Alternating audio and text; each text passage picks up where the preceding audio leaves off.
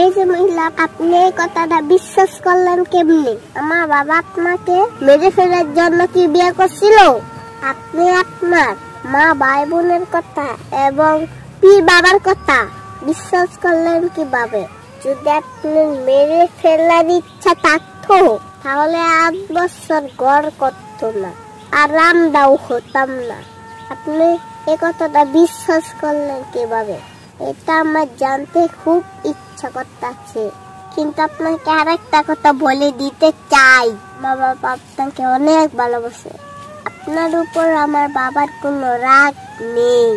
যারা আপনাকে মেরে ফেলার চিন্তা করতেছে হেরাই আপনার ঘর ভাঙাইছে। আপনি বুঝতে পারতেছেন না। আপনার সময় হলে আপনি সব বুঝতে পারবেন, কিন্তু আপনার চতুর্পাশে কেউ থাকবে না। স্বামী সারা পৃথিবীতে কেউ আপন নয়।